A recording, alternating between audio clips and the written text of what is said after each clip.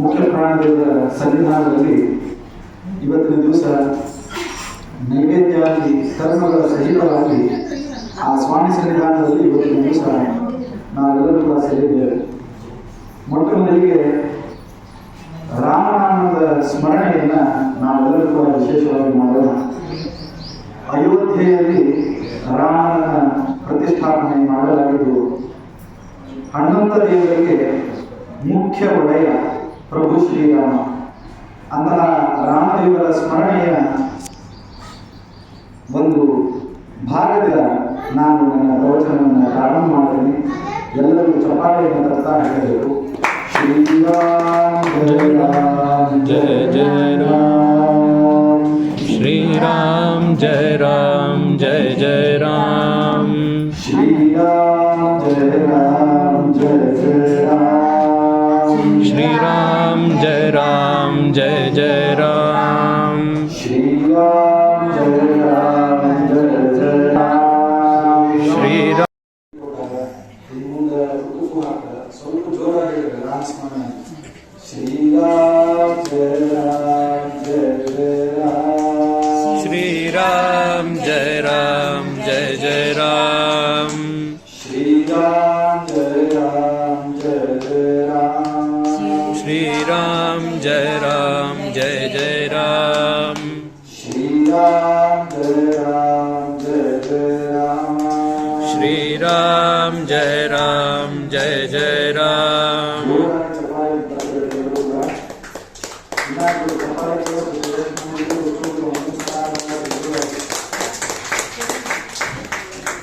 ರಾಮನ ಸ್ಮರಣೆ ಮಾಡಿ ಈ ಚಪಾಳ ರಾಸಗಾನ ಬಿಸಿಲು ಬಹಳ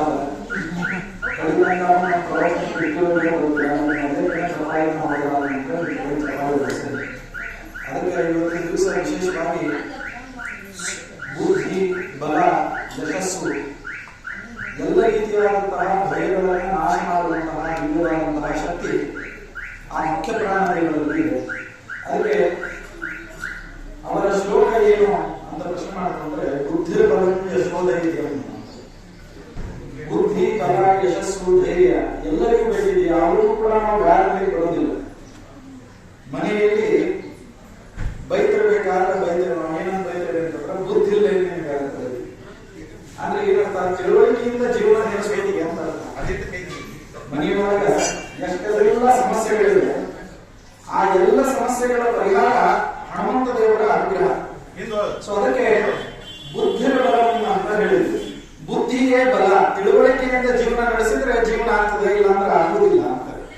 ಅದರಿಂದ ರಾಮದೇವರಲ್ಲಿ ನಾವು ಭಕ್ತಿ ಮಾಡ್ತೇವೆ ಅಂತಂದ್ರೆ ಹೆಂಗ್ ಭಕ್ತಿ ಮಾಡಬೇಕು ಅಂತಂದ್ರೆ ತಿಳುವಳಿಕೆಯಿಂದ ಭಕ್ತಿ ಮಾಡಬೇಕು ದೇವರಲ್ಲಿ ಅಂತ. ಅದರಿಂದ ದೇವರನ್ನ ಸ್ಮರಣೆ ಮಾಡುವಂತಹ ಹನುಮಂತ ದೇವರು ಹೇಳ್ತಾರೆ, ನನ್ನನ್ನ ಸ್ತೋತ್ರ ಮಾಡಬೇಕು, ನನ್ನಿಂದ ಹೊರಪಡಬೇಕು ಅಂತಂದ್ರೆ ಬುದ್ಧಿಯ ಬಲ, ನಿಮ್ಮ ಬುದ್ಧಿಯೇ ಮುಖ್ಯವಾಗಿ ನೀವು ಉಪಯೋಗ ಮಾಡಬೇಕಾಗುವುದು. ಅದಕ್ಕೆ ಹನುಮಂತ ಅಂತ ಹೇಳ್ತಾರೆ. ಏನು ಹನುಮಂತ ಅಂತ ಶಬ್ದಕ್ಕೆ ಹೆಸರು ಏನು ಅಂತಂದ್ರೆ ಅದರ ಅರ್ಥ ಏನು ಅಂತಂದ್ರೆ ಹನು ಅಂತಂದ್ರೆ ಜ್ಞಾನ ಅಂತ. ಹನುಮಂತನ ಶಬ್ದಕ್ಕೆ ಜ್ಞಾನ ಅಂತ. ಜ್ಞಾನವುಳ್ಳಂತಹ ಜ್ಞಾನಿ ಹನುಮಂತ ದೇವರು. ಅದಕ್ಕೆ ಬುದ್ಧಿರ ಬಲ. ಸೊ ನಮ್ಮ ಮನೆಯಲ್ಲಿ ನಮ್ಮ ಜೀವನದಲ್ಲಿ ಏನೇನು ಸಮಸ್ಯೆಗಳಿವೆ ಆ ಎಲ್ಲಾ ಸಮಸ್ಯೆಗಳಿಗೂ ಉತ್ತರ ಏನು ಅಂತಂದ್ರೆ ನಮ್ಮ ಬುದ್ಧಿ ಶಕ್ತಿಯಿಂದ ನಾವು ಮಾಡುವಂತಹ ವಿಚಾರ. ಜೀವನದೊಳಗೆ ಎದಕ್ಕಿದ್ದೇವೆ ಹೇಳಿ ನೋಡೋಣ ಅಂತ. ಯಾವ ವಿಷಯಕ್ಕೋಸ್ಕರವಾಗಿ ನಾವು ಜೀವನವನ್ನು ಮಾಡ್ತೇವೆ, ಏನು ನಮ್ಮ ಜೀವನದ ಉದ್ದೇಶ ಏನಂತಿದ್ರ? ಹುಟ್ಟಿದ್ವಿ, ಬೆಳೆದ್ವಿ, ಮದುವೆ ಆಯ್ತು, ಮಕ್ಕಳಾದ್ರು, 4 ಜನರಿಗೆ ಉಪಕಾರ ಮಾಡಬೇಕು ಅಂತನ್ನುವಂತಹ ಜೀವನ ನಮ್ದಾಗ್ತದ ಅಥವಾ ತಿಳುವಳಿಕೆಯಿಂದ ಬದುಕುವಂತಹ ಜೀವನ ನಮ್ದಾಗ್ತದ? ಹಾಗಾದ್ರೆ ಈ ಜೀವನದ ಉದ್ದೇಶ ಏನು? ಆ ಜೀವನದ ಉದ್ದೇಶ ಏನಪ್ಪಾ ಅಂತಂದ್ರ ದಾಸರು ಹೇಳ್ತಾರೆ ಅದನ್ನು ಬಹಳ ಸುಗಮವಾಗಿ. ಏನು? ಏಸು ಕಾಯಿಗಳು 84 ಲಕ್ಷ ಜೀವರಾಶಿಯನ್ನು ದಾಟಿ ಬಂದ ಈ ಶರೀರ ತಾನಲ್ಲ, ತನ್ನದಲ್ಲ, ಆಸೆ ತರವಲ್ಲ, ಮುಂದೆ ಬಾಹುದಲ್ಲ, ವಿಶೇಷ ವಿಶೇಷ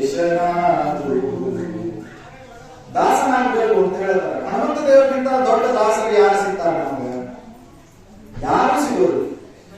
ಅದಕ್ಕೆ ದಾಸ ಅಂತ ಶಬ್ದವನ್ನು ಒಂಚೂರು ಉಲ್ಟಾ ಮಾಡಿ ಕನ್ನಡದ ಶ್ರೀಮಂತಿಕೆನೂ ಗೊತ್ತಾಗ್ತದೆ, ಆಮೇಲೆ ಆ ದಾಸ ಶಬ್ದದ ಅರ್ಥನೂ ಗೊತ್ತಾಗ್ತದೆ. ದಾಸ ಶಬ್ದವನ್ನು ಉಲ್ಟಾ ಮಾಡಿದ್ವಿ ಅಂತಂದ್ರೆ ಸದಾ ಅಂತ, ದಾಸ ಶಬ್ದವನ್ನ ಉಲ್ಟಾ ಮಾಡಿದ್ವಿ ಅಂತಂದ್ರೆ ಸದಾ ಅಂತ. ಸದಾ ಎಲ್ಲೇ ಅಂತಂದ್ರೆ ಮೋಕ್ಷ ಅಂತನ್ನುವಂತಹ ಪರಮಗತಿಯನ್ನ ಪಡೆದುಕೊಳ್ಳುವಂತಹ ನಿಟ್ಟಿನೊಳಗೆ ಪ್ರಯತ್ನ ಅಂತ. ನಮಗೆ ವಿಷಯಗಳ ವೈರಾಗ್ಯ ಕಡಿಮೆ. ಇಲ್ಲಿ ಕೂತಿರ್ತೀವಿ, ಮನಿ ಚಾವಿ ಹಾಕಲಿರುವಂತದ್ದು ಲಕ್ಷಣ, ಊಟಕ್ಕೆ ಹಾಕಲಿಕ್ಕೆ ಬಾ ಅಂತ ಹೇಳಿ ಮೆಸೇಜ್ ಮಾಡೋ ಲಕ್ಷಣ, ಆಮೇಲೆ ನೀ ಬಾ ನಾ ಬಾ ಅಲ್ಲಿ ಎಲ್ಲಿ ಇಡಿ ಎಲ್ಲಿ ಬಿಸಿಲು ಜಾಸ್ತಿ ಇಲ್ಲ ನೋಡು, ತಮಗೆ ಅದನ್ನೋ ಇಲ್ಲೋ ಊಟ ಅದನ್ನೋ ಇಲ್ಲೋ, ಅವ್ರು ಬಂದ್ರು ಇಲ್ಲೋ ಇವ್ರು ಬಂದ್ರು ಇಲ್ಲೋ, ಚೀಲ ತಂದಿಟ್ಕೋ ಯಾರ ತಗೊಂಡಿರ್ಬೋದು.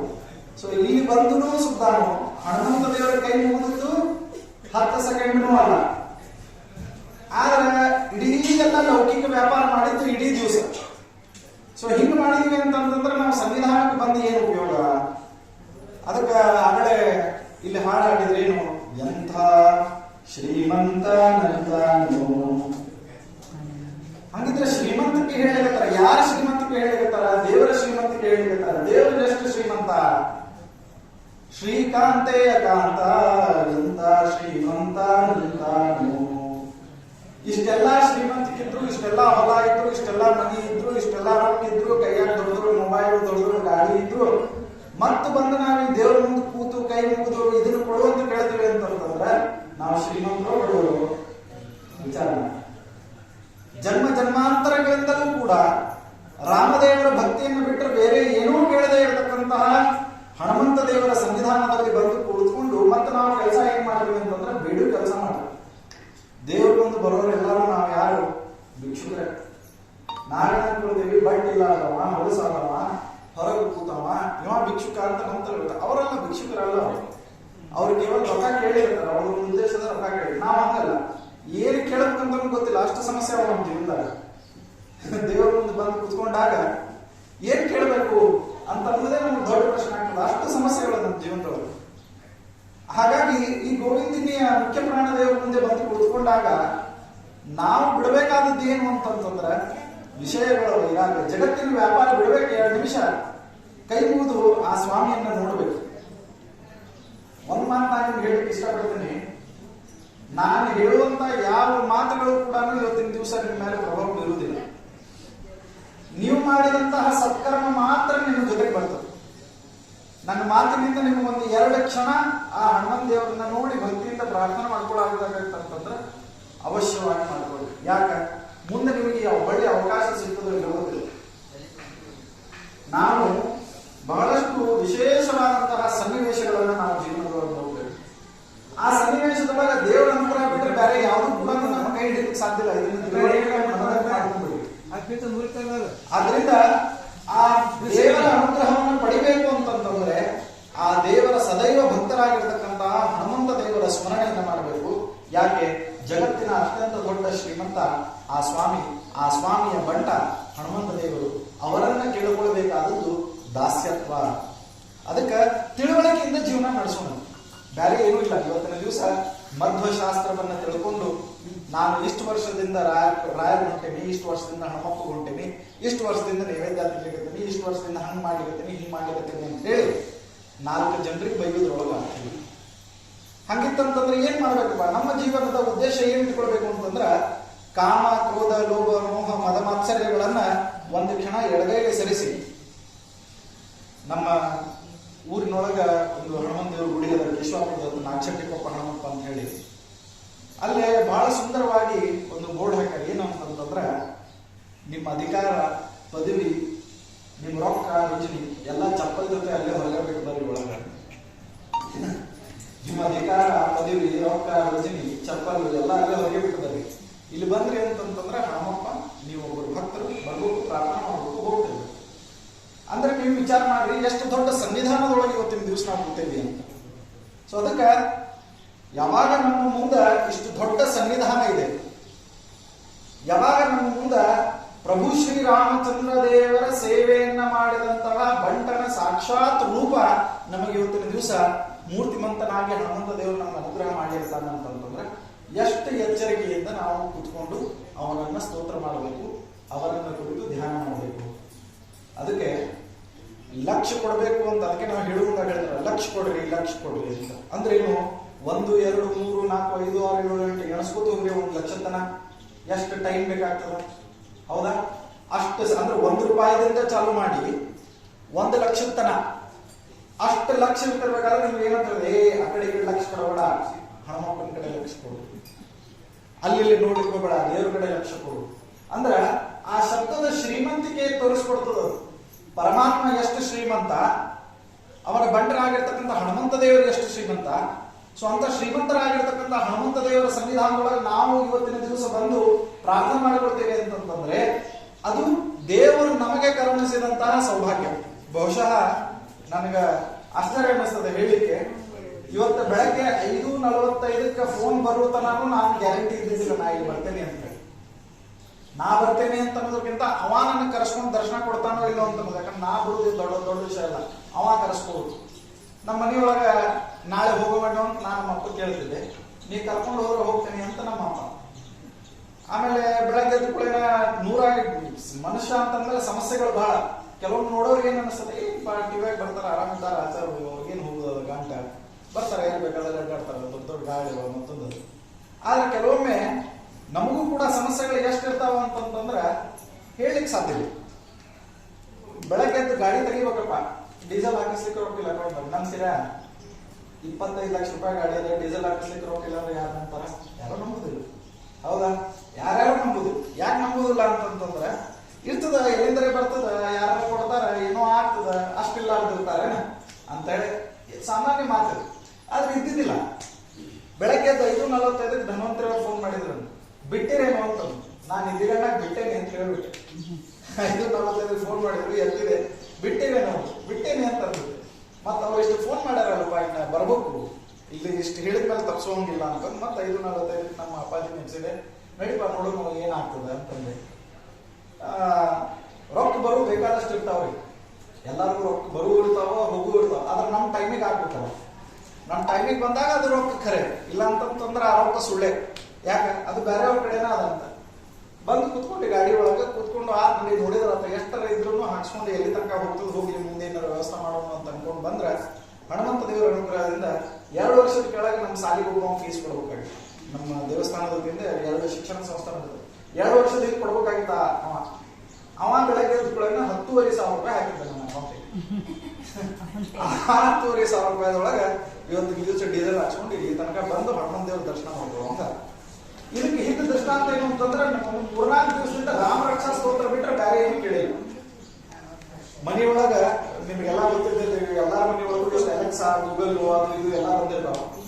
ನಮ್ಮ ದೇವಸ್ಥಾನದೊಳಗೂ ಅಲೆಕ್ಸಾ. ಯಾಕೋ ರಾಮ ರಕ್ಷಾ ಸ್ತೋತ್ರ ಕೇಳಬೇಕು ಅಂತ ಬಹಳ ಅನಿಸಿ ಅದನ್ನೇ ಕಂಟಿನ್ಯೂಸ್ ಆಗಿ ಯಾವಾಗ ಒಳಗೆ ಬಂದ್ರು ರಾಮ ರಕ್ಷಾ, ಹೊರಗೆ ಹೋದ್ರು ರಾಮ ರಕ್ಷಾ, ಪೂಜೆ ಮಾಡ್ಬೇಕಾದ್ರು ರಾಮ ರಕ್ಷಾ, ಅದನ್ನ ಹಚ್ಬಿಟ್ಟು ನನ್ನ ಮಗಳಿಗೆ ಹೆಂಗಾಗ್ಬಿಟ್ಟದ ಅಂತಂದ್ರೆ, ಅಯೋಧ್ಯಕ್ಕೆ ಹೋಗಿ ಬಂದಾಗಿಂದ ರಾಮನ ಹಾವಳಿ ಬಹಳ ಆಗಿದೆ ನಮ್ಮ ಮನ್ಯಾಗ.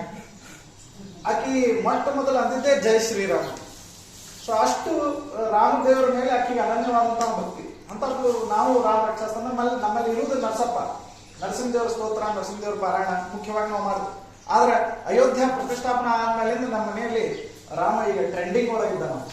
ಸೊ ಹಿಂಗಾಗಿ ರಾಮ ರಕ್ಷಾ ಸ್ತೋತ್ರ ಹೇಳ್ತೀವಿ. ಅದ್ರೊಳಗೊಂದು ಬಹಳ ಸುಂದರವಾದಂತಹ ಶ್ಲೋಕ ಬರ್ತದೆ. ಏನು? ನಾವೇನು ಕನ್ನಡದೊಳಗೆ ಕೇಳಿದ್ಕೊಂಡು ನೀವು ಹೆಂಗಿದ್ದೀರಿ ಅಂತ ಕೇಳಿದ್ರೆ ಏನಂತ ಉತ್ತರ ಹೇಳ್ತೀವಿ? ಏನಂತ ಹೇಳ್ತೀರಿ? ಆರಾಮಿದ್ದೀರಿ. ಆರಾಮಂತ ಶಬ್ದದ ಅರ್ಥ ಏನು ಹೇಳಿ? ಆರಾಮಂತ ಶಬ್ದದ ಅರ್ಥ ಏನು? ಬಹಳ ವರ್ಷದಿಂದ ಕನ್ನಡ ಬಲ್ಲವರು ಯಾರು ಇದ್ರಿ ಅಂತಂದ್ರೆ ಈ ಶಬ್ದ ಹೇಳ್ಕೊತಾನೆ ಬಂದೆ ಬರ್ಲಿಕ್ಕೆ ನಾವು. ಹೆಂಗಿದ್ರಿ? ಯಾರಿಗ ಕೇಳ್ರಿ, ಡಾಕ್ಟರ್ ಕಡೆ ಬಂದಿರ್ತಾನ. ಡಾಕ್ಟರ್ ಕೇಳ್ತಾರ ಏನಾಗಿಲ್ರಿ ಆರಾಮಿದ್ದೇವೆ. ಮತ್ತೆ ಇಲ್ಲಿ ಯಾಕೆ ಬಂದದ್ದು ಡಾಕ್ಟರ್ ಕಡೆ ತೋರಿಸ್ಕೊಳ್ಳಿಕ್ಕೆ ಅಂತ ಹೇಳಿ. ಅಲ್ಲಿ ಬಂದಾಗಲೂ ಆರಾಮಿದ್ದೇವೆ ಅಂತ ಹೇಳುವುದಾಗಿತ್ತು ಅಂತಂದ್ರೆ ಆ ಆರಾಮ ಶಬ್ದದ ಅರ್ಥ ಏನು? ರಾಮ ಶಬ್ದದ ಅರ್ಥ ಗೊತ್ತು ನಮಗೆ. ದೇವರಪ್ಪ ರಾಮ ಅಂದ್ರೆ ದೇವರು. ಅರಾಮ ಅಂದ್ರೆ ಒಂದು ಸೇರ್ತಲ್ಲ. ಆ ಸೇರಿದ ಕೂಡಲೇ ಆ ರಾಮ ಶಬ್ದದ ಅರ್ಥ ಏನಾಯ್ತು? ಇದನ್ನೇ ಯಾಕೆ ಎಲ್ಲರೂ ಇವತ್ತಿನ ದಿವಸ ಹೇಳ್ತಾರ? ಅದು ಜಾತಿ ಮತ ಪಂಥ ಭೇದ ಭಾವ ಎಲ್ಲ ಮರ್ತು ಹೇಳ್ತಾರ. ಕೈಸೆ ಹೇ ಆರಾಮ್ ಹೇ. ಏನಂಗಿದ್ರಿ ಆರಾಮ ಶಬ್ದದ ಅರ್ಥ ಏನು ಗೊತ್ತದೇನೆ ಯಾರಿಗಾರ? 4 ದಿವಸದ ಕೆಳಗಿನ ತನ ನನಗೂ ಗೊತ್ತಿದ್ದಿತ್ತು. ಆದ್ರೆ ಆ ರಾಮ ರಕ್ಷಾ ಸ್ತೋತ್ರದೊಳಗ ಹೇಳ್ತಾರೆ ಏನು ಅಂತಂದ್ರ, ಅರಾಮ ನಮ್ಮ ಜೀವನದ ಎಲ್ಲಾ ಸಮಸ್ಯೆಗಳಿಗೆ ಆ ರಾಮನ್ ತೋರಿಸ್ಬೇಕಂತ.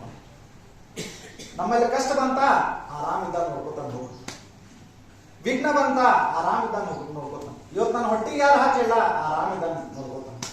ಸೊ ಆ ರಾಮನ್ ತೋರಿಸಿ ತೋರಿಸಿ ಅವನ ಕಡೆ ಕೈ ಮಾಡಿ ಬಟ್ ಮಾಡಿ ತೋರಿಸಿ ಅವನೇ ನನ್ನ ಜೀವನಕ್ಕೆಲ್ಲ ಅಂತ ಹೇಳ್ಕೊಡುವಂತ ಶಬ್ದನೇ ಆರಾಮ. ಚಪ್ಪಾಳೆ ಹೊಡಿ. ಅದಕ್ಕೆ ನಮ್ಮ ಜೀವನದ ಎಲ್ಲಾ ಸಮಸ್ಯೆಗಳಿಗೆ ಉತ್ತರ ಏನು ಅಂತಂದ್ರೆ ತಿಳುವಳಿಕೆಯಿಂದ ನಾವು ಬದುಕುವಂಥದ್ದು, ಎಲ್ಲವನ್ನೂ ದೇವರ ಮೇಲೆ ಭಾರ ಹಾಕುವಂಥದ್ದು. ಅದಕ್ಕೆ ಷಷ್ಠಬ್ದಿ ಆದ್ಮೇಲೆ ಷಷ್ಠಬ್ದಿ ಕಾರ್ಯಕ್ಕೆ ಒಂದು ಇದನ್ನ ಮಾಡ್ತಾರೆ, ತುಲಾಭಾರ ಅಂತಾರೆ. ಮರಾಠಿ ಒಳಗೆ ತುಲಾ ಅಂತಂದ್ರೆ ನಿನ್ನ ಮೇಲೆ. ಯಾರ ಮೇಲೆ ಭಾರ? ಇಷ್ಟು ದಿವಸ ನಿನ್ ಭಾರ ನೀನು ಹೊಡ್ತಿದ್ದೆಪ್ಪ, ಆದ್ರೆ ಇನ್ನ ಮೇಲಿಂದ ತುಲಾಭಾರ. ತುಲಾ ಅಂತಂದ್ರೆ ಯಾರು? ಸಾಕ್ಷಾತ್ತಾಗಿ ಭಗವಂತ. ಭಗವಂತನ ಮೇಲೆ ನನ್ನ ಭಾರ. ಸೊ ಅದಕ್ಕೆ ಆರಾಮ ಕಲ್ಪವೃಕ್ಷಾಣ ರಾಮ ರಕ್ಷಾ ಸ್ತೋತ್ರದೊಳಗೆ ಹೇಳ್ತಾರೆ. ಯಾರು ಆರಾಮ್ ಆರಾಮ್ ಆರಾಮ್ ಅಂತ ಹೇಳಿ ಹೇಳ್ತಾರಲ್ಲ, ಕಲ್ಪವೃಕ್ಷದಲ್ಲಿ ಇರುವಂತಹ ಎಲ್ಲಾ ಫಲಗಳು ಕಲ್ಪವೃಕ್ಷದೊಳಗೆ ಯಾವುದೂ ವ್ಯರ್ಥ ಆಗುದಿಲ್ಲ. ಭೂಲೋಕದ ಕಲ್ಪವೃಕ್ಷ ತೆಂಗಿನ ಮರ. ಸೊ ಆ ತೆಂಗಿನ ಮರದೊಳಗಿಂದ ಪ್ರತಿಯೊಂದು ಬಡ್ಡಿ, ಅದರ ಎಲೆಗಳು, ಅದರ ಕಡ್ಡಿ ಎಲ್ಲ ಉಪಯೋಗ ಆಗ್ತದೆ. ಇಂಥ ಉಪಯೋಗ ಆಗಂಗಿಲ್ಲ ಅಂತಿಲ್ಲ. ಸೊ ಅಂತಹ ವೃಕ್ಷದಂಗ ರಾಮದೇವರ ಸ್ಮರಣೆ ಯಾರು ಮಾಡ್ತಾರೆ ಅವರಿಗೆ ಆರಾಮ ಕಲ್ಪವೃಕ್ಷಾಣ, ನಿಮ್ಮ ಎಲ್ಲಾ ಸಮಸ್ಯೆಗಳಿಗೂ ಉತ್ತರ ಆ ರಾಮದೇವರು. ಹೀಗಾಗಿ ರಾಮನ ಸ್ಮರಣೆ. ಅದಕ್ಕೆ ಹನುಮಂತ ದೇವರು ಯಾವ ದೇವತೆಯ ಸ್ಮರಣೆಯನ್ನು ಕೂಡ ಮಾಡಲಿಲ್ಲ. ಅವ್ರು ಬೇರೆ ಯಾವ ದೇವತೆ ಗೋಜಿಗೂ ಹೋಗ್ಲಿಲ್ಲ. ಅವ್ರು ಏನಂದ್ರು ಅಂತಂದ್ರೆ, ನನ್ನ ಜೀವನವನ್ನ ಪೂರ್ತಿ ನಾನು ಕೇವಲ ರಾಮನಿಗೋಸ್ಕರವಾಗಿ ನಾನು ಇಡ್ತೇನೆ. ಅದಕ್ಕೆ ಸುಂದರಕಾಂಡದ ಪ್ರಾರಂಭ ಬಹಳ ಚಂದ. ಏನು? ರಾಮಾಯ ಶಾಶ್ವತ ಸುವಿಸ್ತೃತ ಷಡ್ಗುಣಾಯ ಸರ್ವೇಶ್ವರಾಯ ಬಲ ವೀರ್ಯ ಮಹಾಣವಾಯ. ಸುಂದರಕಾಂಡ ಬಹಳ ಚಂದದ್ದು. ಅಲ್ಲಿ ಏನಂದ್ರೆ ಪ್ರಾರಂಭದೊಳಗೇನೆ ಹೇಳಿಬಿಡ್ತಾರ. ಹನುಮಂತ ದೇವರನ್ನ ವರ್ಣನ ಮಾಡ್ತಿರ್ಬೇಕಾದ್ರೆ ಮೊಟ್ಟ ಮೊದಲಿಗೆ ಹೇಳುವಂತದ್ದು ಏನು ಅಂತಂದ್ರೆ, ರಾಮಾಯ ಶಾಶ್ವತ ಸುವಿಸ್ತೃತ ಷಡ್ಗುಣಾಯ ಸರ್ವೇಶ್ವರಾಯ ಬಲವೀರ್ಯ ಮಹಾಣವಾಯ. ಅದಕ್ಕ ಆ ರಾಮದೇವರ ಅದು ಒಂದೇ ಶಾಶ್ವತ. ರಾಮಾಯ ಶಾಶ್ವತ, ಶಾಶ್ವತವಾದದ್ದು ರಾಮ. ಹಂಗಿದ್ರೆ ರಾಮದೇವರು ಶಾಶ್ವತವಾಗಿದ್ದಾರೆ ಅಂತಂತಂದ್ರ ನಾವೆಲ್ಲರೂ ಕೂಡ ಈ ಭೂಮಿ ಮೇಲೆ ಬಂದಾಗ ಶಾಶ್ವತವಾದದ್ದರ ಸ್ಮರಣೆಯನ್ನ ಮಾಡಬೇಕಾಗ್ತದೆ. ನಾವು ಅಂತವೇಳ ಒಂದ್ ಮನಿ ಕಟ್ಟಿಸ್ಲಿಕ್ಕತ್ತೇವೆ, ಮನಿ ಶಾಶ್ವತ. ಮನಿ ಶಾಶ್ವತೇನೋ ಹೇಳಿ, ಮನಿ ಶಾಶ್ವತ? ಮನಿನೂ ಶಾಶ್ವತ ಅಲ್ಲ, ಮನಿನೂ ಶಾಶ್ವತ ಅಲ್ಲ, ಅಧಿಕಾರನೂ ಶಾಶ್ವತ ಅಲ್ಲ, ಆರೋಗ್ಯವೂ ಶಾಶ್ವತ ಅಲ್ಲ. ಆದ್ರೆ ನಾವೇನಂತೇವಿ, ನಮ್ ಶಾಶ್ವತ ಕೆಲಸ ನೋಡ್ರಿ. ದೇವಸ್ಥಾನದೊಳಗೆ ಒಂದು ಫ್ಯಾನ್ ಹಾಕ್ಸಿರ್ತಾರೆ, ಕೆಟ್ಟ ಬಿಸಿಲು ಇರ್ತದೆ, ಆದ್ರೆ ಹಚ್ಚೋಂಗಿಲ್ಲ. ಯಾಕೆ ಹಚ್ಚೋಂಗಿಲ್ಲ? ಬರ್ದದ್ದ ಹೆಸರು ಹೆಂಗ್ ಕಾಣಿಸ್ಬೋದು? ಹಚ್ಚಿ ಬಿಟ್ರೆ ತಿರುಗಿ ಬಿಡ್ತದ, ಹೆಸರು ಕಾಣೋದಿಲ್ಲ. ಶಾಶ್ವತ ಕೆಲಸ ಅಂದ್ರೆ ಶಾಶ್ವತವಾಗಿ ಅದ್ರ ತಿರುಗುದಿಲ್ಲ. ಹಂಗ ಹೇಳು ಮುಂದಾಗನೇ ಹೇಳ್ತಾರೆ, ರಾಮಾಯ ಶಾಶ್ವತ ಸುವಿಸ್ತೃತ ಷಡ್ಗುಣಾಯ ಸರ್ವೇಶ್ವರಾಯ ಬಲವೀರ್ಯ ಮಹಾಣವಾಯ. ನೀವು 1 ಲಕ್ಷದೊಳಗೆ ಇಟ್ಕೊಂಡ್ಬಿಡ್ರಿ. ಏನು ಅಂತಂದ್ರ, ಈ ಮನುಷ್ಯ ಜನ್ಮ ಬರಬೇಕು ಅಂತಂತಂದ್ರ ಬಹಳ ಕಠಿಣ ಪಟ್ಟು ಕಷ್ಟಪಟ್ಟು ಈ ಮನುಷ್ಯ ಜನ್ಮಕ್ಕೆ ಬಂದೇವಿ. ಇದು ಒಂದೇದು. ಬಂದ ಮೇಲೆ ನಿಮ್ಮ ಹೋರಾಟ ನಿಂತಿಲ್ಲ. ಇವತ್ತಿಗೂ ನಿಮ್ಗೆ 55, 60, 75, 80 ಇದ್ರೂ ನಿಮ್ಮ ಹೋರಾಟ ನಿಂತಿಲ್ಲ. ಮೊನ್ನೆ ನಾವು ಒಬ್ಬರಿಗೆ ಮಾತಾಡ್ಸೋ ಮುಂದಾಗ ಅವ್ರು ಕೇಳಿದೆ, ಏನ್ರಿ ಗಟ್ಟಿದಿರಲ್ಲ ಇನ್ನ? ಹೌದ್ರಿ, ದೇವ್ರಿಗೆ ತಾನ ಗಟ್ಟಿದ್ದೇನೆ. ಎಲ್ಲಿ ತನಕ ಇರ್ಬೇಕಂತ ಮಾಡಿರಿ ಅಂತ ನಾ ಅವ್ರ ಇನ್ವೆಸ್ಟ್ಮೆಂಟ್ ಜಾಸ್ತಿ ಕೇಳಿದೆ. ಅದಕ್ಕೆ ಅವ್ರು ಬಹಳ ಚಂದ, ಸಸಿ ಬಂದು ತಿಳಿಯೋ ತನಕ, ಸಸಿ ಬಂದು ತಿಳಿಯೋ ತನಕನೂ ನಾನು ಇರ್ಬೇಕಂತ ಮಾಡೇನಿ. ಆಮೇಲೆ ಹೋಗುದ್ರಿ, ಬಂದು ತಿಳಿಯೋದು ಎಲ್ಲ ಆಗ್ತಲ್ಲ. ಯಾಕಂದ್ರೆ ಇಷ್ಟು ದಿವಸ ಮಾಡಿದ್ದೆಲ್ಲ ಒಂದ್ ಕಡೆ, ಆಕಿ ಬಂದ ಮೇಲೆ ಮಾಡೋದು ಒಂದ್ ಕಡೆ. ಸೊ ಆಕೆ ಬಂದು ಒಂದ್ಸತ ಮಾಡಿಬಿಟ್ಲು ಅಂತಂದ್ರೆ ನಾವು ಹಿಂದೆ ಮಾಡಿದ್ ಯಾವುದೂ ಅಲ್ಲ, ಈಗೇನ್ ಮಾಡಿರ್ತೇವೆ ಅದೇ ಖರೆ. ಇದು ಎಲ್ಲಾರ ಮನೆಯೊಳಗೂ ಇರುವಂತಹ ಒಂದು ಮಾತು. ಹಾಗಿದ್ರೆ ಇದೆಲ್ಲವನ್ನ ಗಮನದೊಳಗೆ ಇಟ್ಕೊಂಡಾಗ ನೀವು ಕಡಿಕ ಅಂದ್ರೆ ಪ್ರಾರಂಭದೊಳಗ ಯಾವಾಗ ನೀವು ಹುಟ್ಟಿದ ಕೂಡ ನಿಮ್ಮ ಅಪ್ಪ ಅಮ್ಮ ನಿಮ್ಗೆ ಅವಾಗಿಂದನೇ ಹೇಳ್ಬೋದು ಬಂದ್ರು ಏನಂತ, ನಮಸ್ಕಾರ ಮಾಡಲಿ. ಎಲ್ಲೇ ದೇವ್ರ ಮೂರ್ತಿ ಕಂಡ್ರು ಹೇಳ್ತಿದ್ರು ನಮಸ್ಕಾರ ಮಾಡಲಿ. ನಿಮ್ ತಂದೆ ತಾಯಿಗಳು ನಿಮ್ಗೆ ಹೇಳಿಕೊಟ್ಟಿದ್ದು. ನಾ ಇವತ್ತು ನನ್ನ ಮಗಳಿಗೆ ಹೇಳ್ಕೊಡ್ತೀನಿ, ಹೀಗಾಗಿ ನಮ್ಮ ಅಪ್ಪ ಅಮ್ಮ ಹೇಳ್ಕೊಟ್ಟಾರೆ, ನಿಮ್ ತಂದೆ ತಾಯಿಗಳು ಹೇಳ್ಕೊಟ್ಟಾರೆ, ಹೇಳ್ಕೊತಾನೆ ಬಂದಾರೆ ಏನು, ನಮಸ್ಕಾರ ಮಾಡಲಿ. ಅಲ್ಲಿ ದೇವರಿದ್ದಾರ ನಮಸ್ಕಾರ ಮಾಡ, ದೊಡ್ಡವರಿದ್ದಾರ ನಮಸ್ಕಾರ ಮಾಡ, ಹನುಮಂತಿದ್ದಾರ ನಮಸ್ಕಾರ ಮಾಡ, ರಾಮದೇವರಿದ್ದಾರ ನಮಸ್ಕಾರ ಮಾಡ, ನಮಸ್ಕಾರ ಮಾಡು ಅಂತ ಅವಾಗ ಹೇಳಿದ್ರು. ನಡುಕ ನೀವು ಪ್ರಬಲರಾದ್ಮೇಲೆ ಬಿಟ್ಟಿದ್ದೀರಿ. ನಮ್ಮಿಂದ ಹಿಡ್ಕೊಂಡು ಹೇಳ್ತೇನೆ, ನಡುಕ ನಾವು ಪ್ರಬಲರಾದ್ಮೇಲೆ ಅದನ್ನ ಬಿಡ್ತೇವೆ. ಮತ್ತು ವಯಸ್ಸಾದ ಎಲ್ಲಿ ಬಂದ್ ಹತ್ತದ, ಅವಾಗೂ ಕೈಲಿ ನೀಗ್ತಿದ್ದಿಲ್ಲ ಸಣ್ಣವರಿದ್ದಾಗ. ವಯಸ್ಸಾದ್ಮೇಲೂ ಕೈಲಿ ನೀಗುದಿಲ್ಲ. ಬಂದ್ ಹತ್ತದ ಎಲ್ಲೇ ಮತ್ತೂ ರಾಮನ ಮತ್ತೂ ಹನುಮಂತ ಮತ್ ಬಂದ್ ಹೇಳ್ತಾರೆ ಇಲ್ಲ ಏನಾರ ಯಾಕಾಗಲಿ ಹನುಮಂತ ಚಲೋ ಬುದ್ಧಿ ಕೊಡ್ಲಿ, ಎಲ್ಲರಿಗೂ ಒಳ್ಳೆ ಬಲ ಕೊಡ್ಲಿ, ಆಯುಷ್ಯ ಕೊಡ್ಲಿ, ಚಂದಾಗಿ ಮನಿ ಕೆಲಸ ಮಾಡ್ಕೊಂಡು ಹೋಗೋ ಬುದ್ಧಿ ಕೊಡ್ಲಿ, ನನಗೆ ಕೊಡ್ಲಿ, ನನ್ನ ಸೊಸಿ ಕೊಡ್ಲಿ, ನನ್ನ ಮಕ್ಕಳಿಗೆ ಕೊಡ್ಲಿ, ನನ್ನ ಮಗನ ಸಂಸಾರ ಚಂದ್ರ ಆದ್ರೆ ಸಾಕು. ಇವತ್ತು ಎಷ್ಟು ಜನ ತಾಯಿಯರು ಈ ಪ್ರಾರ್ಥನೆ ಮಾಡ್ತಾರೆ, ಎಷ್ಟು ಜನ ಈ ಪ್ರಾರ್ಥನೆ ಮತ್ತೆ ಚಲೋ ಇದ್ರೆ ಸಾಕು ಅಂತ ಹೇಳಿ ಸಸಿ ಚಲೋ ಇದ್ರೆ ಸಾಕು ಅಂತ ಅರ್ಥ. ಆದ್ರೆ ಇಬ್ಬರು ಉದ್ದೇಶನೂ ಒಂದೇ, ಏನು ಚಂದಾಗಿರ್ಬೇಕು ಅಂತನ್ನೋದೇ ಉದ್ದೇಶ. ಇದೆಲ್ಲವನ್ನ ಮನದಟ್ಟು ಮಾಡಿಕೊಂಡಾಗ ಹನುಮಂತ ದೇವರ ಶ್ಲೋಕ ಎಷ್ಟು ಪ್ರಸ್ತುತ ಅಂತ ಗೊತ್ತಾಗ್ತದೆ. ಬುದ್ಧಿರ ಬಲಂ, ಅದಕ್ಕೆ ಬೇರೆ ಏನು ಕೇಳಿಲ್ಲ. ಫಸ್ಟ್ ಬೇಕಾಗಿದ್ದೇನೆ ತಿಳುವಳಿಕೆ. ಆ ತಿಳುವಳಿಕೆಯಿಂದ ದೇವರ ಹತ್ರ ನೀವು ಪ್ರಾರ್ಥನೆ ಮಾಡ್ರಿ. ಬುದ್ಧಿರ ಬಲಂ, ಆ ಬುದ್ಧಿಯೇ ಬಲ, ಬುದ್ಧಿಯೇ ಯಶಸ್ಸನ್ನು ತಂದು ಕೊಡ್ತಿದೆ, ಬುದ್ಧಿಯೇ ನಮಗೆ ಧೈರ್ಯವನ್ನು ತಂದು ಕೊಡ್ತದೆ. ಸೊ ಅಂತಹ ಬುದ್ಧಿ ನಮಗಿರ್ಬೇಕು. ಅದಕ್ಕೆ ರಾಮದೇವರಿಗೂ ಹನುಮಂತ ದೇವರ ಮೇಲೆ ಎಷ್ಟು ವಿಶ್ವಾಸ ಅಂತಂದ್ರೆ, ಬೇರೆ ಯಾರ ಕೈಯಾಗೂ ಉಂಗುರ ಕೊಡ್ಲಿಲ್ಲ, ಬೇರೆ ಯಾರ ಕೈಯಾಗೂ ಉಂಗುರ ಕೊಡ್ಲಿಲ್ಲ. ಯಾರ ಕೈ ಕೊಟ್ರು? ಹನುಮಂತನ ಕೈ ಕೊಟ್ರು. ಯಾರು ಕೊಟ್ಟಂಗಿದ್ರ? ಸೀತಾದೇವಿಗೆ ಒಯ್ದು ಕೊಟ್ಟಿದ್ದ ಹನುಮಂತ ದೇವರೇ. ಅದಕ್ಕೆ ಚೂಡಾಮಣಿ ಪವನದ ಪದಯೋ ನಿಧಾಯ ಸರ್ವಾಂಗ ಕೈ ಪ್ರಣತಿಮಸ್ಯ ಚಕಾರ ಭಕ್ತ್ಯ. ಇದೇ ಸುಂದರಕಾಂಡದೊಳಗೆ ಬರ್ತದೆ. ಆ ಚೂಡಾಮಣಿ ಏನ್ ಕೊಟ್ಟಿರ್ತಾರ, ಕೊಟ್ಟಂತ ಚೂಡಾಮಣಿಯನ್ನ ಒಯ್ದು ಆ ತಾಯಿ ಸೀತೆಯ ಪಾದಾರಗಳಲ್ಲಿ ಇಟ್ಟಾಗ ಗೊತ್ತಾಗುತ್ತೆ ಇವನು ರಾಮನ ಗಂಡ. ಎಷ್ಟೋ ಜನರಿಗೆ ಸಮೀರ ಅಂತ ಹೆಸರಿನ ಅರ್ಥ ಗೊತ್ತಿಲ್ಲ. ಸಮೀರ ಅಂತ ಅನ್ನುವುದು ಇದು ಹನುಮಂತ ದೇವರ ಹೆಸರು. ಸಮೀರ ಅಂತ ಅನ್ನುವುದು ಇದು ಹನುಮಂತ ದೇವರ ಹೆಸರು. ಸಮೀರ ಅಂತಂದ್ರೆ ಏನು?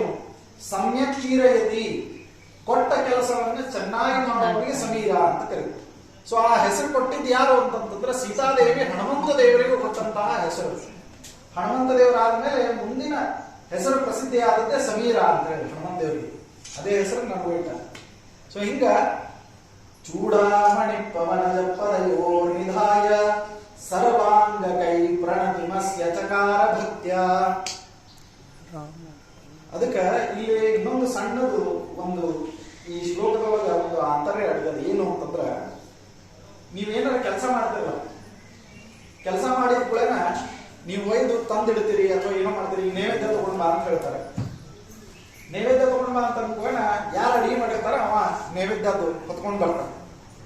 ಹೊತ್ಕೊಂಡ್ ಬಂದಾಗ ಎಲ್ಲರೂ ಅವ್ನು ನೋಡ್ತಾನೆ, ನೀ ಮಾಡಿ ನೋಡಿ ಚಲೋ ಆತ ಅಂತ ಇವನಿಗೆ ಗರ್ವ ಬಂತಾನೆ, ನಾ ಅಡಿಗೆ ಮಾಡೇನಿ. ಕೆಟ್ಟ ವಜ್ಜಾ ಬಕ್ಕಿಟ್ಟಿರ್ತದ, ಯಾರೋ ಸಂಭಾಳಿಸಿರ್ತಾರ, ಅವ ತಂದು ಬಡಿಸ್ತಾನ. ಎಲ್ಲರಿಗೂ ಬಡಿಸಿ ಭಾರಿ ವ್ಯವಸ್ಥೆ ಮಾಡಿದಪ್ಪ ಅಂತ ಇವನಿಗೆ ಗರ್ವ ಬಂತಾನೆ. ಇಷ್ಟೆಲ್ಲ ಯಾರು ವ್ಯವಸ್ಥೆ ಮಾಡ್ಯಾರ? ಇಲ್ಲ ಇಂಥವ್ರು ಮಾಡ್ಯಾರ. ಭಾರಿ ಮಾಡಿದ್ರಿ, ಗರ್ವ ಬಂತದೆ. ಇಂಥ ಸಣ್ಣ ಸಣ್ಣ ಕೆಲಸ ಮಾಡಿದವರು ನಾವೆಲ್ಲರೂ ಗರ್ವ ಪಡ್ತೇವೆ ಅಂತಂದ್ಮೇಲೆ ಹನುಮಂತ ದೇವರು ರಾಮದೇವರು ಕೊಟ್ಟಂತಹ ಚೂಡಾಮಣಿಯನ್ನು ಒಯ್ದು ಸೀತಾದೇವಿಗೆ ಕೊಟ್ಟಾಗ ಚಕಾರ ಭಕ್ತ್ಯ, ಒಂದು ಶಬ್ದನೂ ಮಾತಾಡಲಾರ್ದ ಸುಮ್ಮ ಕೈ ಕಟ್ಕೊಂಡು ನಿಂತ. ಸೀತಾದೇವಿ ಕೇಳಿದ್ರಂತ, ಯಾರಪ್ಪ ನೀನು ಇದನ್ನ ತಂದಿಟ್ಟಿದ್ರ ಮೇಲೆ ನಾ ಇಷ್ಟೊಂದು ಗುರುತು ಹಿಡಿಬಲ್ಲೆ, ನೀನು ರಾಮನ ಭಕ್ತ. ಯಾಕಂತಂದ್ರೆ ಇದು ಬೇರೆ ಯಾರು ಗೊತ್ತಿದ್ದಿಲ್ಲ, ರಾಮದೇವ್ರ ಕಡೆ ಇತ್ತು, ರಾಮನ ಭಕ್ತ ಅಂತ ಗೊತ್ತಾಯ್ತು. ಆದ್ರೆ ಏನೋ ಮಾತಾಡಲಾರ್ದ ಯಾಕೆ ನಿಂತಿ ನೀನು? ಯಾರು ಮಾಡಿದಿರಿ ಇದನ್ನೆಲ್ಲ? ನೀನು ಮಾಡಿ ಹೋಗಿಲ್ಲ ಅಂತ ಕೇಳಿದ್ರಲ್ಲ. ರಾಮೋಪಿ ನಾನ್ಯದನುದಾತ ಮನುಷ್ಯ ಯೋಗ್ಯಂ ಅತ್ಯಂತ ಭಕ್ತಿ ಭಜನಸ್ಯ ವಿಲಕ್ಷ ಕಿಂಚಿತ್. ಅಕ್ಕಡೆ ಈ ಕಡೆ ಎರಡು ಕ್ಷಣ ವಿಚಾರ ಮಾಡಲಾರ್ದೆ ಬೇರೆ ಯಾವ ವಿಚಾರನೂ ತಲೆ ಒಳಗೆ ತಗೊಂಡು ಬರಲಾರ್ದೆ ಹನುಮಂತ ದೇವರು ಹೇಳಿದ್ದೇನು ಅಂತಂತಂದ್ರೆ ರಾಮೋಪಿ ನಾನ್ಯದನುದಾತ ಮನುಷ್ಯ ಯೋಗ್ಯಂ, ನಾ ಅತ್ಯಂತ ಅಯೋಗ್ಯ ಇದ್ದೇನೆ, ನನ್ನ ಕಡೆಯಿಂದ ಏನೂ ಸಾಧ್ಯ ಇಲ್ಲ, ರಾಮದೇವರ ಒಬ್ಬರ ಕಡೆಯಿಂದ ಮಾತ್ರ ಸಾಧ್ಯ ಇದೆ. ಹೀಗಾಗಿ ರಾಮನೇ ಮಾಡಿಸಿದ್ದನ್ನೆಲ್ಲ ಅಂತ ಹೇಳಿ ರಾಮದೇವರ ಮೇಲೆ ಕೈ ಮಾಡಿದ್ರು. ಅದೇ ಅರಾಮ. ಸೊ ಈ ಅರಾಮ ಅಂತ ಶಬ್ದದವನ್ನ ಪ್ರಚಲಿತದೊಳಗೆ ತಗೊಂಡ್ಬಂದವರೇ ಹನುಮಂತ ದೇವರು. ರಾಮೋಪಿ ನಾನ್ಯದನುದಾತ ಮನುಷ್ಯ ಯೋಗ್ಯಂ ಅತ್ಯಂತ ಭಕ್ತಿ ಭರಿತಸ್ಯ ವಿಲಕ್ಷ ಕಿಂಚಿತ.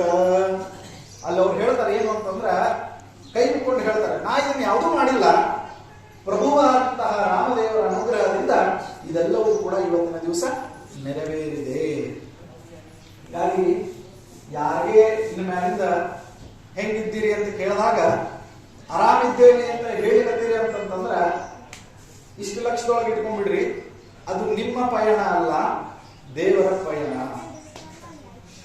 ದೇಹ ನಮಗ ಕೊಟ್ಟಿದ್ದಲ್ಲ, ಈ ದೇಹಕ್ಕೆ ಒಂದೊಂದು ಹೆಸರದ, ದೇಹ ನಮಗ ಕೊಟ್ಟಿದ್ದಲ್ಲ, ನೀವೇ ಇಟ್ಕೊಂಡ್ ಬಿಡಪ್ಪ ಇದನ್ನಂತೆ ಕೊಟ್ಟಿದ್ದಲ್ಲ, ಇದನ್ನ ನಿಮಗ ಸತ್ಕಾರ್ಯ ಮಾಡು ಅಂತೇಳಿ ಬರೆದು ಕಾಂಟ್ರಾಕ್ಟ್ ಸೈನ್ ಮಾಡಿ ಕೊಟ್ಟಿದ್ದದ. ಒಳ್ಳೆ ಕೆಲಸ ಮಾಡಬೇಕು, ಚಲೋದನ್ನೇ ಮಾತಾಡಬೇಕು, ಚಲೋದನ್ನೇ ಕೇಳಬೇಕು, ಚಲೋದನ್ನೇ ನೋಡ್ಬೇಕು, ಚಲೋದನ್ನೇ ಹೇಳಬೇಕು, ಮನಸ್ಸಿನೊಳಗ ಈರ್ಷಾ ಇಟ್ಕೊಳ್ಬಾರ್ದು, ಲೋಭ ಮೋಹ ಮದ ಮತ್ಸರಗಳಿಗೆ ಜಾಗ ಕೊಡಬಾರದು, ಎಲ್ಲರನ್ನ ಪ್ರೀತಿಯಿಂದ ಕಾಣಬೇಕು, ದ್ವೇಷಾದಿಗಳನ್ನ ಬಿಡಬೇಕು, ಭಗವಂತನ ಸಾಧನೆಯನ್ನ ಮಾಡಬೇಕು. ಇಲ್ಲ ಅಂತಂದ್ರೆ ಯಾರು ಮಾಡ್ತಿರ್ತಾರ ಅವರಿಗೆ ಅನುಕೂಲ ಮಾಡಬೇಕು, ಬೈಕೋತ ಅಡ್ಡಾಡಬಾರ್ದು. ಇದನ್ನ ಹೇಳಲಿಕ್ಕಂತಾನೆ ಈ ದೇಹ ಕೊಟ್ಟಿದ್ದದು. ಆದ್ರೆ ಈ ದೇಹದಿಂದ ಸಾಧನೆ ಮಾಡಿದ್ದೆಷ್ಟು, ಈ ದೇಹದಿಂದ ಸಾಧನೆ ಮಾಡಿದ್ದೆಷ್ಟು, ಸಾಧನೆ ಮಾಡಿದ್ದರ ಜೊತೆಗೆ ಅಲ್ಲಿ ನಾವು ಸಾಧನೆ ಮಾಡುವವರಿಗೆ ಬೈದದ್ದೆಷ್ಟು, ಇದೆಲ್ಲನೂ ಗಮನದೊಳಗೆ ತೆಗೆದುಕೊಂಡು ಬಂದಾಗ ತಿಳುವಳಿಕೆಯಿಂದ ಜೀವನ ನಡೆಸಬೇಕು. ನಮ್ಮ ಅಜ್ಜ ಗುಂಡಾಚಾರ ಮಂಡೂರ್ ಅಂತ ಹೇಳಿ ಈ ಭಾಗಕ್ಕೆ ಬಹಳ ಪ್ರಚಲಿತ. ಅವರು ಎಷ್ಟು ವಿಶೇಷ ಅಂತಂತಂದ್ರೆ ಅವ್ರಿಗೆ ಒಂದು ಹಾಡು ಬಹಳ ಆಗ್ತಿದ್ರು, ಅದನ್ನ ನಾನು ಕಲಿಸಿದ್ದು. ಏತರ ಪ್ರೀತಿ ಒಂದು ದಿನ ಹೋಗ್ತಿದ್ದಿಲ್ಲ ಪ್ರೀತಿ. ಎಷ್ಟು ಖರೆಯಾದ ಈ ಶಬ್ದದೊಳಗೆ ಈ ಹಾಡಿನೊಳಗ ಅಂತಂದ್ರೆ, ಏತರ ಕಟ್ಟಿಪಿಟಿ, ಯಾಕೆ ಕಟ್ಟಿಪಿಟಿ ಮಾಡ್ತೀರಿ? ಒಂದು ದಿನ ಹೋಗ್ತೀರಿ, ಎಲ್ಲರೂ ಹೋಗುದೇನೆ, ಪ್ರತಿಯೊಬ್ರು ಹೋಗುದೇನೆ. ಸಂಸಾರ ಬಲು ಕೋಟಿ ಅದರಾಗ ಬಿದ್ದೀವಿ ಕಾಲ ಕಟ್ಟಿ. ಈ ಸಂಸಾರ ರಗಡು ಕೊಟ್ಟೇವಿ, ಅದರೊಳಗೆ ಕಾಲು ಕಟ್ಕೊಂಡು ಬಿದ್ದೇವಿ.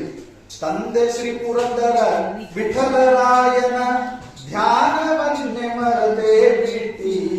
ಇದೆಲ್ಲರ ತಾತ್ಪರ್ಯ, ಹನುಮಂತ ದೇವರಿಗೆ ನಮಸ್ಕಾರ ಮಾಡಿದ ತಾತ್ಪರ್ಯ, ರಾಮದೇವರಿಗೆ ನಮಸ್ಕಾರ ಮಾಡಿದ ತಾತ್ಪರ್ಯ ಎಲ್ಲೇ ಅಂತಂದ್ರೆ ದೇವರ ಸ್ಮರಣೆಯನ್ನ ಬಿಟ್ಟಿರಿ, ಅದನ್ನ ಜೀವನದೊಳಗೆ ಮುಂದುವರಿಸುವಂತ ತಾತ್ಪರ್ಯದೊಳಗ ಇದನ್ನು ಹೇಳಿದ್ದಾರೆ. ಅದಕ್ಕೆ ಈ ಒಂದು ವಿಶಿಷ್ಟವಾದಂತಹ ಸಂದರ್ಭದೊಳಗ ಆ ಹನುಮಂತ ದೇವರ ಮುಂದೆ 2 ಕ್ಷಣ ಮಾತನಾಡಲಿಕ್ಕೆ ಅವಕಾಶ ಮಾಡಿಕೊಟ್ಟಿದ್ದಕ್ಕಾಗಿ ಧನ್ಯವಾದಗಳನ್ನು ತಿಳಿಸ್ತಾ, ಆಚಾರ್ಯ ಯಾವಾಗ ಮೈಕ್ ಬಿಡ್ಲಿಕ್ಕೆ ಸಾಧ್ಯತೆ ಹೇಳ್ರಿ, ಯಾರು ಆಯೋಜನೆ ಮಾಡಿರ್ತಾರಲ್ಲ ಅವ್ರು ಮುಂದೆ ಬಂದು ನಿಂತಾಗ ಆಚಾರ ಸಾಧನೆ ಮಾಡ್ರಿ ಅಂತ ಅವ್ರು ಬಂದು ಹೇಳೋದಷ್ಟೇ ಆಚಾರ ಮೈಕ್ ಬಿಡ್ಲಿಕ್ಕೆ ಸಾಧ್ಯ ಇಲ್ಲ. ಅಂತಂದ್ರೆ ಅಷ್ಟು ಸರಳ ನಾವು ಮೈಕ್ ಬಿಡೋರಲ್ಲ. ಯಾಕಂತಂದ್ರೆ ಒಂದು ಒಳ್ಳೆಯ ಶ್ರೋತೃ ಬುದ್ಧಿಯ ಸಿಕ್ಕಾಗ ಪ್ರತಿಯೊಬ್ಬರಿಗೂ ನಮ್ಮಲ್ಲಿ ಇರುವಂತಹ ಒಂದಿಷ್ಟು ತಾವೇನು ಅನುಭವ ಪಡ್ತಿರ್ತಾರ ಅದನ್ನ ಹಂಚ್ಕೊಳ್ಬೇಕು ಅಂತ ಬಹಳ ಒತ್ತಾಸೆ. ಸೊ ಅದಕ್ಕೆ ಇಷ್ಟು ವಿಶೇಷವಾದಂತಹ ಸಂದರ್ಭದೊಳಗ ಅಲ್ಲಿ ಬಂದು ನಿಂತು ಅವರು ಕಟ್ಟಿಗೆ ಬಾರಿಸಿದ್ರು 2 ಸುತ್ತ ಟೈಮ್ ಅಂತ ಹೇಳಿ. ನಿಮಗೆ ಲಕ್ಷಿಸಿದ್ದಿಲ್ಲ, ನಮಗೆ ಹೋಯ್ತದೆ, ಯಾಕಂದ್ರೆ ನಾವೆಲ್ಲಾ ಕಡೆ ನೋಡ್ಲಿಕ್ಕೆ. ಹಿಂಗಾಗಿ ಸೊ ಅದಕ್ಕೆ ಈ ಒಂದು ಸಂದರ್ಭದೊಳಗ ಧನ್ವಂತರಿಯ ಕುಟುಂಬಸ್ಥರು ಎಲ್ಲರೂ ಸೇರಿಕೊಂಡು ಈ ಸ್ವಾಮಿಯ ಸನ್ನಿಧಾನದಲ್ಲಿ 2 ವಾಕ್ಸೇವೆಯನ್ನ ನಡೆಸಲಿಕ್ಕೆ ತುಳಸಿ ದವವನ್ನು ಸಮರ್ಪಣೆ ಮಾಡಲಿಕ್ಕೆ ಅವಕಾಶ ಮಾಡಿಕೊಟ್ಟಿದ್ದಕ್ಕಾಗಿ ಅವರೆಲ್ಲರಿಗೂ ಕೂಡ ಕುಟುಂಬವರ್ಗಗಳಿಗೆ ಧನ್ಯವಾದವನ್ನು ಸಮರ್ಪಿಸ್ತಾ, ವಿಶೇಷವಾಗಿ ಹರಿವಾಯು ಗುರುಗಳಿಗೆ ಅನಂತ ಧನ್ಯವಾದಗಳನ್ನು ಸಮರ್ಪಿಸ್ತಾ, ಇದರೊಳಗೆ ಏನಾದರೂ ಚಲೋ ಅನಿಸಿತ್ತು ಅಂತಂದ್ರೆ ಅದೆಲ್ಲವೂ ಕೂಡ ಗುರುಗಳ ಅನುಗ್ರಹದಿಂದ ಬಂದಿದ್ದು ಅಂತ ಹೇಳ್ತಾ, ಏನಾದರೂ ಶಬ್ದಗಳಲ್ಲಿ ಆ ಕಡೆಗೆ ಆಗಿತ್ತು ಅಂತಂದ್ರೆ ಅದು ವಾಕ್ಚಾತುರ್ಯದ ದೋಷದಿಂದ ಅಂತ ಹೇಳ್ತಾ, ಮತ್ತೆ ನಾಳಿಂದ ಮೇಲೆ ಆ ಸ್ವಾಮಿ ಸನ್ನಿಧಾನದೊಳಗೆ ನಾವು ನೀವೆಲ್ಲರೂ ನಮ್ಮ ಪುಣ್ಯ ಇತ್ತು ಅಂತಂದ್ರೆ ಸಿಕ್ಕು ಇದೇ ರೀತಿಯಾಗಿ ಭಗವತ್ ಚಿಂತನೆಯನ್ನು ಮಾಡಿ ನಮ್ಮ ಜೀವನದ ಆಗು ಹೋಗುಗಳಿಗೆ ಆರಾಮ ಆ ಸ್ವಾಮಿಯೇ ಕಾರಣ ಅಂತೇಳಿ ಆ ರಾಮದೇವರನ್ನ ಕೈಮಾಡಿ ತೋರಿಸಿ ಜೀವನವನ್ನ ಕಲ್ಪವೃಕ್ಷ ಮಾಡಿಕೊಳ್ಳೋಣ ಅಂತ ಹೇಳ್ತಾ ಒಂದು 2 ಮಾತುಗಳನ್ನು ಇಲ್ಲಿ ಮುಕ್ತಾಯ ಮಾಡ್ತಾ ಇದ್ದೇನೆ. ಮಧ್ವಾಂತ ಶ್ರೀಕೃಷ್ಣ